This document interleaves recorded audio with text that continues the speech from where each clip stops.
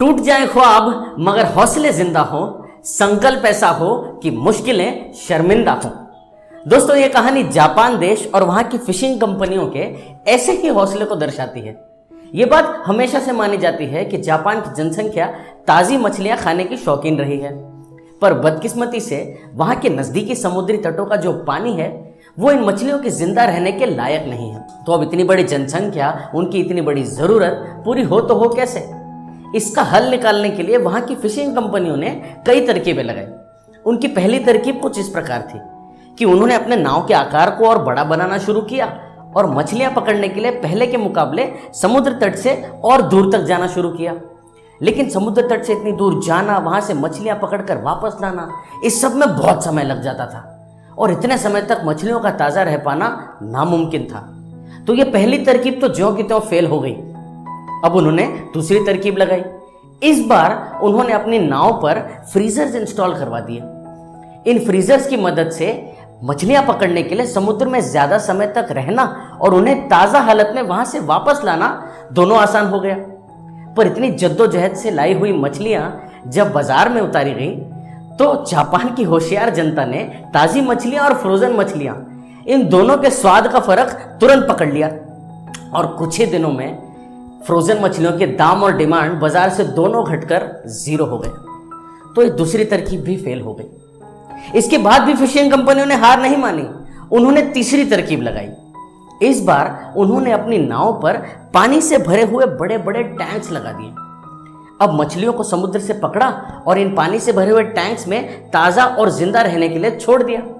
लेकिन मछलियां तो मछलियां ठहरी, इतने बड़े समुद्र में तैरने वाली इतने से टैंक्स में क्या ही सरवाइव करती। नई जगह में आने की बेचैनी की वजह से मछलियां तड़फड़ाने लगी, जोर जोर से तैरने लगी।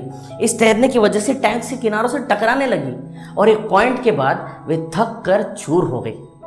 अब उनके पास न जाने को कोई जगह थी, न करने को कोई काम था।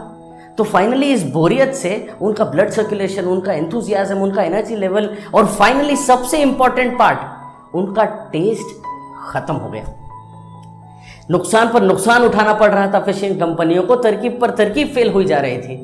पर मजे की बात यह है कि आज भी जापान में फ्रेश मछलियां ही पाई जाती हैं। ये कैसे एग्जीक्यूट हुआ होगा, कैसे पॉसिबल हुआ होगा? इसके पीछे एक इंटरेस्टिंग फैक्ट और एक इंटरेस्टिंग स्टोरी है। ये उनकी आखिरी तरकीब थी। फिशिंग कंपनियों ने अब आखिरी तरकीब में भी मछलियों को पकड़ा और उन्हीं पानी से भरे हुए टैंक्स में जिंदा रहने के लिए छोड़ दिया। लेकिन इस बार मछलियां अकेली नहीं थी। इस बार मछलियों के साथ एक छोटी सी शार्क मछली को भी उस टैंक में छोड़ दिया गया।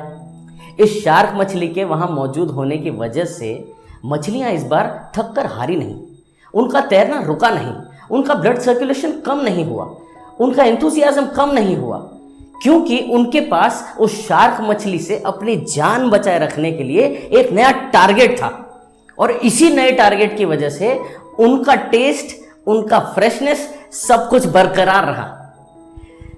दोस्तों, इस कहानी से हमें यह सीख मिलती है कि हम सब की लाइफ में, आई एम श्योर, हेल्थ के डिपार्टमेंट में, करियर के डिपार्टमेंट में, फैमिली के डिपार्टमेंट में, कहीं ना कहीं हम सभी को ऐसी ही शार्क मछली के रूप में एक नए टारगेट को इंट्रोड्यूस कर लेने की जरूरत है, जिससे हम सबको एक नया ग्रोथ पाथ मिले।